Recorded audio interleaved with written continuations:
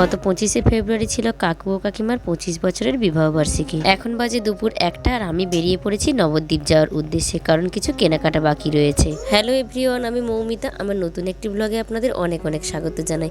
কেমন আছেন আপনারা সবাই? আশা করি ভালো আছেন, সুস্থ আছেন, আর আমরাও ভালো আছি, সুস্থ আছি। মাম্মাম বাড়িতে ওর ম্যামের কাছে পড়ছে, আর মেজদিকে বলে এসেছি যে ওর পড়া হলে একটুখানি বসতে। আর মানিকও নবদ্বীপ গেছে, তবে ও ব্রিজ দিয়েই গেছে। ও আর তাতাই মানে আমার দেওর। আমার অল্প কিছু কেনাকাটা বাকি আছে, যেমন কাকিমার খোঁপায় দেওয়া ফুল। মানিককে ফুলের কথা বলে রেখেছিলাম, কিন্তু ও বেচারা ভুলে গেছে। আসলে অনেক জিনিসপত্র কেনাকাটা তাড়াহুড়োর মধ্যে তো ফুলের মালা নিয়েছে, অথচ এক্সট্রা খোঁপায় দেওয়া ফুল নিতে বলেছিলাম সেটা ভুলে গেছে। আর ওরা এত জিনিসপত্রের সাথে যদি কেকটা নিয়ে আসে তো কেকটা নষ্ট হয়ে যাওয়ার সম্ভাবনা রয়েছে, তাই আমিই যাচ্ছি। কেকটা আগের থেকেই অর্ডার দিয়ে রেখেছিলাম। গ্যাসের মধ্যে গরম জল বসিয়ে দিয়ে এসেছি, আর মেজদিকে বলে এসেছি যে ওর পড়া হয়ে গেলে ওকে একটুখানি স্নানটা করিয়ে দিতে।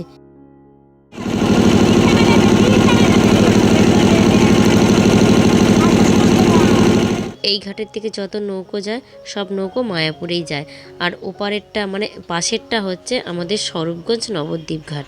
আজকের ওয়েদারটা মেঘলা একেবারে, জানি না কি হবে। যদি বৃষ্টি হয় তাহলে তো সব কিছু ঘেটে এত বড় আয়োজন করা হয়েছে, আর সব থেকে বড় কথা আমরা খুব মজা করব। কাকু কাকিমার এই 25 বছরের বিবাহবার্ষিকীর অনুষ্ঠান করার প্ল্যানিংটা আমাদের অনেক দিন ধরেই।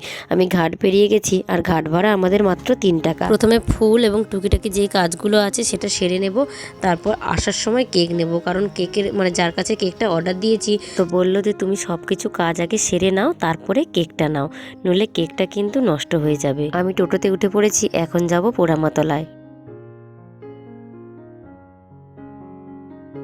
পোড়ামাতলায় চলে এসেছি। আজ পোড়ামাতলায় এত ভিড়, এখন দুপুর প্রায় 1:30 বাজতে চললো, অথচ প্রচুর ভিড়। পোড়ামাতলায় এসেছি আর মা পোড়ামার দর্শন করব না তা কি করে হয়? চলুন আমার সাথে সাথে আপনারাও আজ একটু মা পোড়ামার দর্শন করে নেবেন।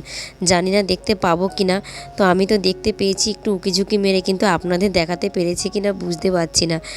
এতটাই ভিড়, সামনে ভিড় রয়েছে, আর আমি এতটাই তাড়াই রয়েছি, কারণ বাড়ি যেতে হবে, আবার মাম্মামকে গিয়ে খাওয়াতে হবে। দেখতে পেয়েছেন মা পোড়ামাকে? ওই যে একটুখানি ফাঁক দিয়ে দেখিয়ে দিলাম আপনাদেরকে। আমি চেয়েছিলাম মাথায় দেওয়া বেলি ফুল বা জুঁই ফুল, কিন্তু কোনোটাই পাওয়া যাবে না এখন। জুঁই ফুল তো এখন পাওয়া যায় না, জুঁই ফুলের সিজন এখন নয়, তবে বেলি ফুলটা পাওয়া যাবে, ওটা বিকেলবেলায়। আর পোড়ামাতলায় কোনো ফুল নেই, জবা ফুল, আকন্দ ফুল, মাকে দেওয়ার যা যা পাওয়া যায় সেগুলোই। তো আমি একটুখানি এগিয়ে আসলাম, এসেই দেখি একটা ফুলের দোকানে ব্যাঙ্গালোর রোজ রয়েছে। তো এই ব্যাঙ্গালোর রোজ 3টে নেব, তো উনি দেখি কি একটা পচা দিয়ে দিয়েছে, একটা নষ্ট। আমি এবার পাল্টে ওইটা নিলাম, 2টো পিঙ্ক কালারের নিলাম, আর একটা নিলাম রেড কালারের। এই ব্যাঙ্গালোর রোজের দাম শুনে আমার পুরো হার্ট অ্যাটাক হওয়ার মতো অবস্থা। ব্যাঙ্গালোর রোজের দাম আছে, কিন্তু কোনোদিন কিনিনি তো তাই জানি না। আর খুব সুন্দর লাগে, তো এটার সাথে জিপসি দিলে খুব ভালো লাগে খোপায়। জিপসি ফুলটা পেলাম না, তো আমি একটুখানি এগিয়ে এসে আরেকটা দোকানে দেখলাম জিপসি।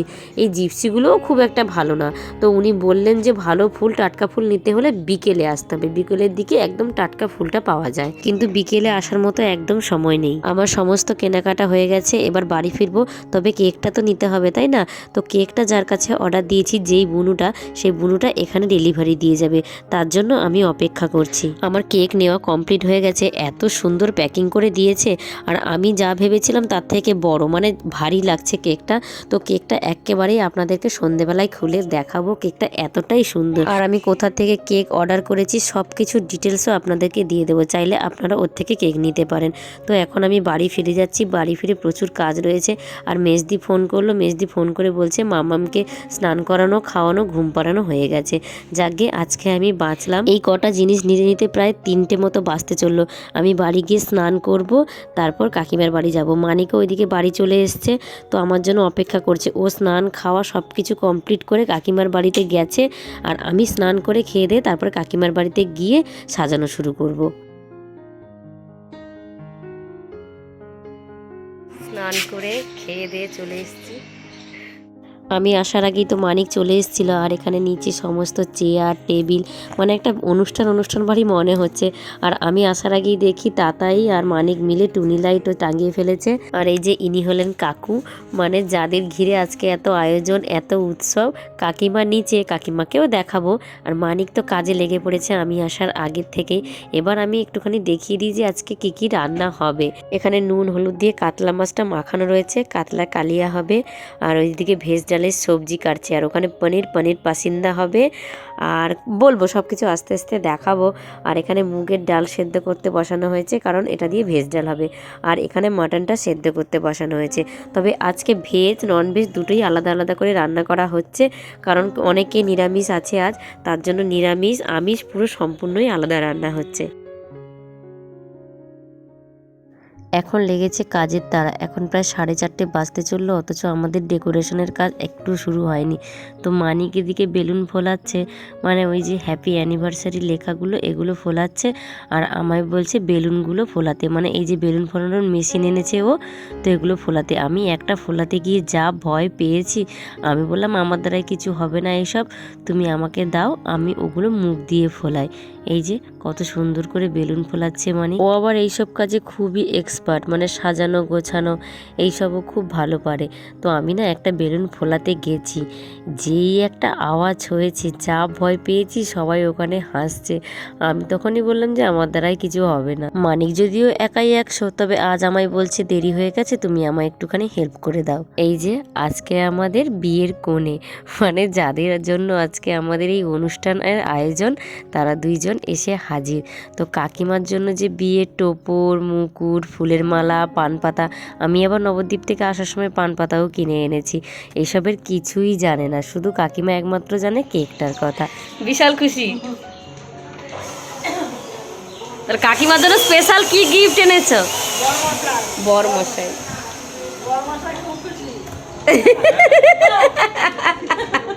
আর গিফটগুলো তো কন্যাই পাচ্ছে, বড় পাবে, গিফটগুলো কন্যাই পাচ্ছে। সমস্ত বেলুন ফোলানো হয়ে গেছে। প্রথম দিকে আমি বেলুনগুলো ফোলাতে ভয় পেলেও বেশিরভাগটা আমিই ফলিয়েছি। আর মানিক ওদিকে ওর কাজ শুরু করে দিয়েছে।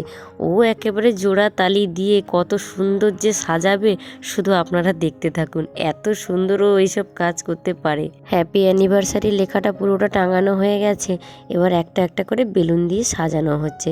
আমি মানিকের হাতে হাতে দিয়ে দিচ্ছি, আর মানিক ওগুলো লাগিয়ে দিচ্ছে। তো এগুলো কিসের মধ্যে লাগানো হচ্ছে বলুন তো? ওগুলো পুরোটাই সেলোটেপ দিয়ে আটকানো আছে। আর এই রিবনের কায়দাটা আমরা কিছুতেই পারছিলাম না, মানে কিভাবে করতে হয় সেটাই কিছুতেই বুঝতে পারছিলাম না। অবশেষে মানিক বলল সব সমস্যার সমাধান হবে ইউটিউব।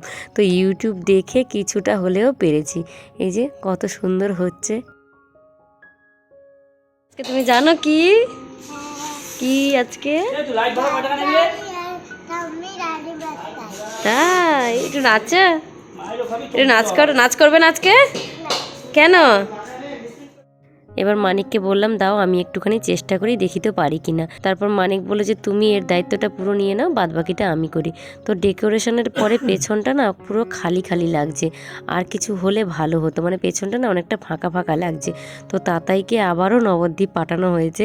বেচারা আজকে যে কতবার নবদ্বীপ যাবে জিনিসপত্র আনতে কে জানে। এবার মাম্মামও কাজে লেগে পড়েছে আমাকে হেল্প করার জন্য। বলছে মামা একটু দাও, আমি একটুখানি করি। কিন্তু না, আমার রিবনগুলো কিছুতেই হচ্ছে না। মানিকেরগুলো খুব সুন্দর হচ্ছিল, প্রথম একটা দুটো মানে ভালো হয়নি, কিন্তু পরেরগুলো মানিকের খুব সুন্দর হচ্ছিল, আমারগুলো বেশি বেঁকে যাচ্ছে। সাজানো প্রায়ই কমপ্লিট। পেছনের ওইগুলো আবার তাতাইকে দিয়ে বানানো হয়েছে নবদ্বীপ থেকে। কি দারুণ লাগছে। তবে যে 25 বছর যে 25 লেখাটা, তো মানিক প্রথমে সকালবেলায় যে এনেছিল 5টা লিক হয়ে গেছে, পরে আবারও 5টা আনানো হয়েছে। পুরোটা আর একবার দেখিয়ে দিচ্ছি। এই যে এই সাইডটা এমন করে লাল বেলুন দিয়ে সাজানো হয়েছে, পেছনটায় মানে ওই জায়গাটায় কেক কাটবে। নিচে কার্পেট পাতা হয়েছে আর পুরো ছাদটা একটা একটা করে লাভ বেলুন ওখানে আটকে দিয়েছি। ও হলো বৈশাখী, আমাদের আজকের মেকআপ আর্টিস্ট। কাকিমা কিন্তু জানে না যে আমি আগের দিন বৈশাখীকে ফোন করে বলেছি মেকআপের জিনিসপত্র আনার জন্য। বৈশাখী হলো আমার এক পিস্তুত ননদ। কাকিমা একেবারেই রাজি হয়নি সাজার জন্য, মানে উনি কোনো দিন মেকআপ করেননি তো, আর খুবই লজ্জা পায়, খুব লাজুক একজন, তো কিছুতেই করবে না। আমরা সবাই বলছি যে হালকা পাতলা মেকআপ করা হবে তোমাকে, মানে একেবারেই বেশি মেকআপ করা হবে না, তো কিছুতেই করবে না, মানে এত লজ্জা পাচ্ছে। আমরা উপরের ঘর থেকে নিচের ঘরে চলে এসেছি, আসলে অনেক লোকজন আসা শুরু করেছে, তো কাকিমা বলছে নিচে চলো। উনি তো লজ্জা পাচ্ছে, তো কিছুতেই সাজার পরে আয়নায় দেখছে, বারবার করে বলছে না মুছে দাও। কাকু কিন্তু সবার আগে রেডি হয়েছে, আমি রেডি হইনি। আমি কাকিমাকে সাজানোটা দেখে তারপর আমি যাব রেডি হতে। অনেক তাড়া দিচ্ছে যে লোকজন আসা শুরু করেছে, চলো রেডি হতে। কাকুকে কেমন লাগছে কমেন্ট করে কিন্তু জানাবেন সবাই। দারুণ লাগছে মেজেন্টা কালারের পাঞ্জাবিটা পরে। তবে আমরা চেয়েছিলাম দুজনের ড্রেসটা যাতে আজকে ম্যাচিং হয়। আমি মানিক দুজনে রেডি হয়ে চলে এসেছি, আর মাম্মামকে আগেই সাজুগুজু করে পাঠিয়ে দিয়েছি। তো ওর বাবা বলছিল যে ওকে আজকে শাড়ি পরতে, কারণ ওকে নিতকনে সাজাবো তার জন্য, কিন্তু শাড়িটা ও একেবারেই পরতে চাইলো না। তখন তো কাকিমার পুরো লুকটা দেখাতে পারেনি। এই যে কত সুন্দর লাগছে বলুন তো, মিছিমিছি ভয় পায়। এখানে পিসিরা পিসেমশাইরা সবাই বসে রয়েছেন, ঘরের ভেতরে কিন্তু গানের আসর জমেছে। চলুন আপনাদের একটুখানি ঘুরিয়ে নিয়ে আসি।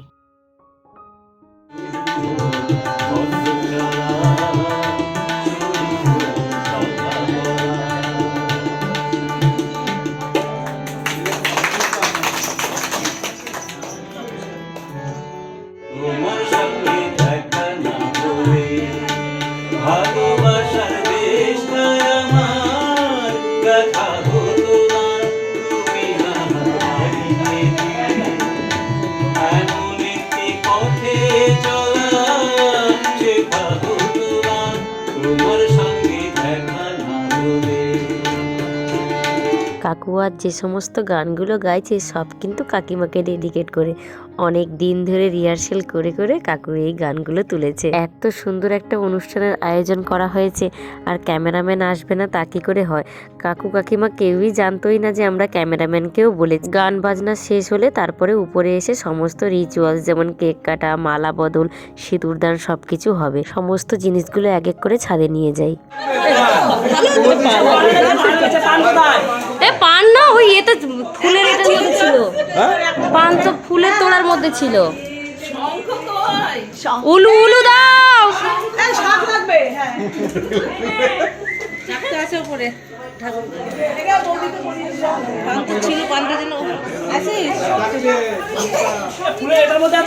না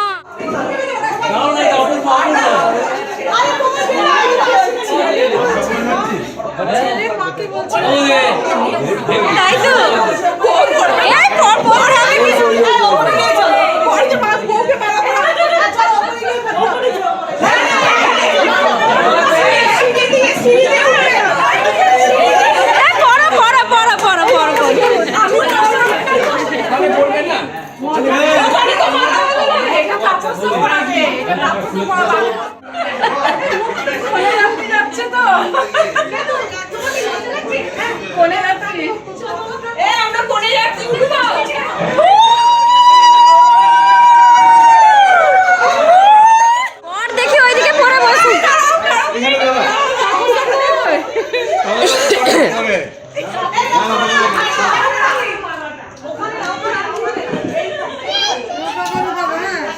দেখি ঘেটে গেছে।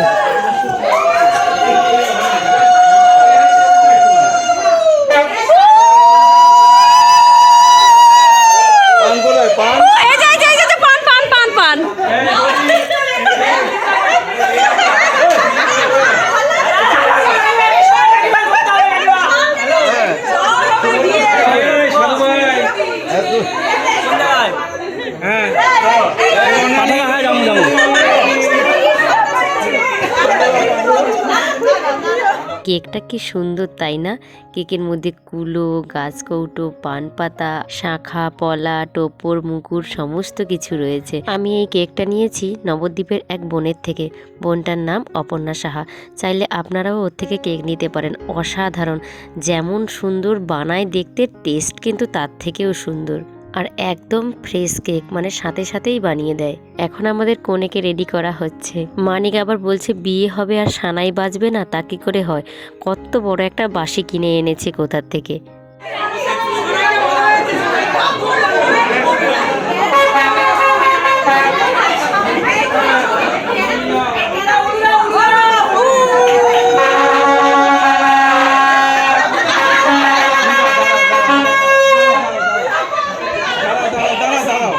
পাশে দাঁড়াও। হ্যাঁ, এই যে তাকাও।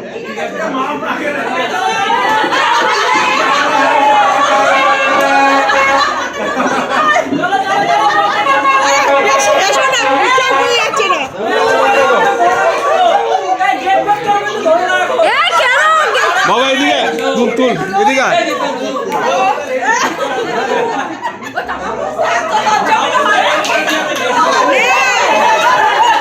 বর ওখানে রেডি।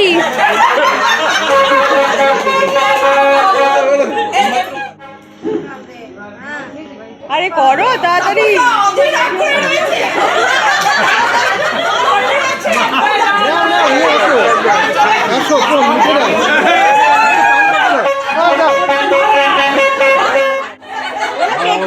পাশাপাশি পাশাপাশি গিয়ে দাঁড়াও, ওদিকে দাঁড়াও। আমাদের বউ ভালো।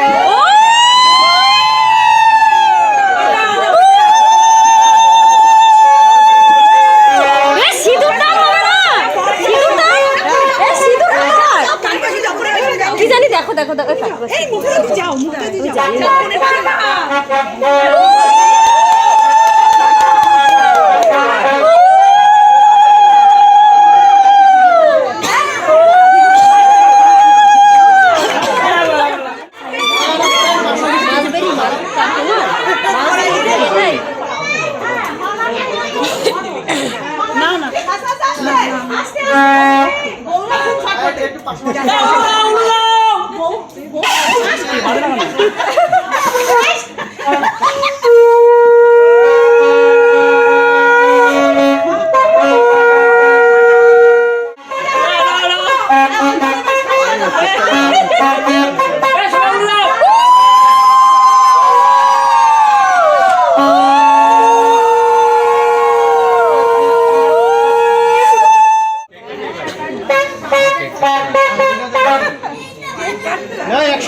একসঙ্গে ধরে মাম্মা ক্যামেরার দিকে তাকাও।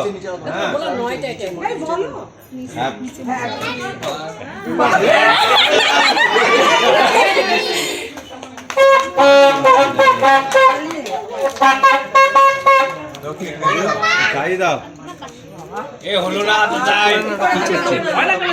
হ্যাঁ সমুদ্র হচ্ছে না। হ্যাঁ একটু বড় করে খুলে নে এখানে এখানে দাঁড়া এখানে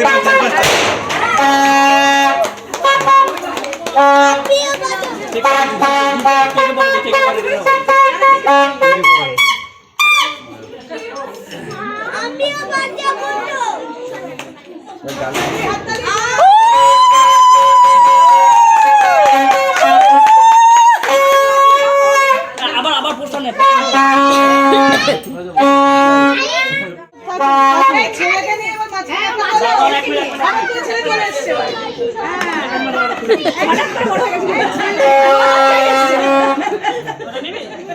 পরে নিবি পরে নিবি।